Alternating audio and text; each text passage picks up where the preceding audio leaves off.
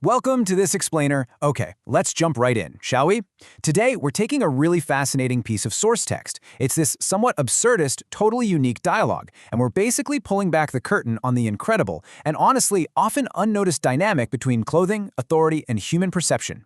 You know, it's a dynamic we all interact with every single day of our lives, but we rarely stop to actually think about it.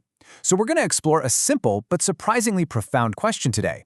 How much of what we call power is really just, well, a good aesthetic?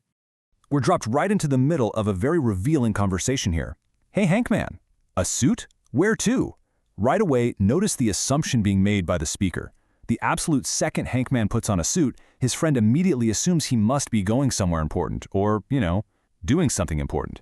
It's an instant reflex for all of us, isn't it? We see a sharp outfit, and boom, our brains instantly assign purpose, intelligence, and status to whoever's wearing it. But Hankman? Well, as we're about to see, he has a completely different agenda in mind. The suit experiment. So Hankman responds to his friend with this super cynical joke about going into politics, but what he's actually doing is setting up a fascinating social test. Think about the two variables at play. Variable A, he talks his usual nonsense, but dressed in everyday clothes. Variable B, he talks the exact same nonsense, but this time while wearing a sharp suit. It's a hilarious contrast, sure, but I want you to genuinely reflect on this for a second. How often in our own lives does a really good suit completely mask sheer absurdity? Hankman is essentially testing our societal biases in real time. He wants to see if the literal fabric he's wearing can actually alter the way his intelligence and his words are weighed by the people around him. Section 2. The straitjacket illusion. But, the conversation doesn't just stop at suits. Hankman goes on to share this bizarre, but honestly brilliant psychological coping mechanism. Let's playfully walk through his mental process. He explains that to deal with self-important people talking down to him, he imagines them wearing straitjackets. That's steps 1 and 2. It's a funny little way to mentally neutralize their perceived authority. But here is the absolute genius twist in step 3. Hankman gets so distracted by the fact that imaginary straitjackets are usually terribly tailored that his own aesthetic standards force him to mentally retailor them. He literally takes these poorly fitting restraints and turns them into sharp, well-tailored straitjackets in his own mind. It's crazy, but it brilliantly illustrates just how deeply ingrained this concept of aesthetics is within us. It affects even our wildest, most private imaginations. Section 3. The power of tailoring. This quirky little detail of his imagination naturally leads us to a much deeper philosophical commentary on how a simple cut of fabric commands respect. Think about redefining the straitjacket for a moment. The defining feature of this garment, at least in Hankman's eyes, isn't just that it restrains you physically. It's that it's simply not cut well. It is a deliberately, purposely, poorly tailored garment. By putting someone in an oversized, ill-fitting, clumsy piece of fabric, an institution strips away that person's authority. It makes the wearer utterly impossible to take seriously. The cut of the cloth is essentially dictating the level of humanity and respect the wearer is granted.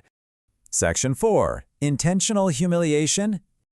Now this brings us to the darkest, yet probably the most perceptive insight of his entire theory. Hankman asks his friend and effectively asks all of us, is this done on purpose? Just let the gravity of that question sink in for a second.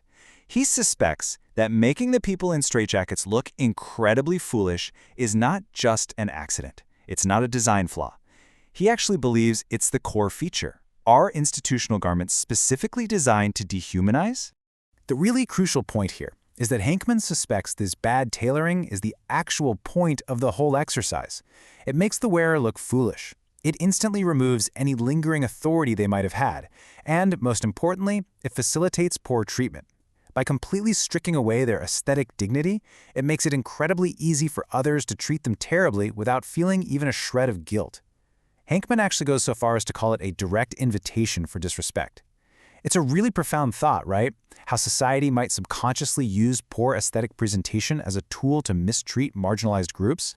Section 5. The department store solution. Okay, so after all that heavy philosophical tension, our source text brings the narrative right back down to a quirky, conversational reality. Hankman's friend chimes in with this perfectly timed, incredibly witty punchline. Maybe there should be a special department store for the jacket of choice.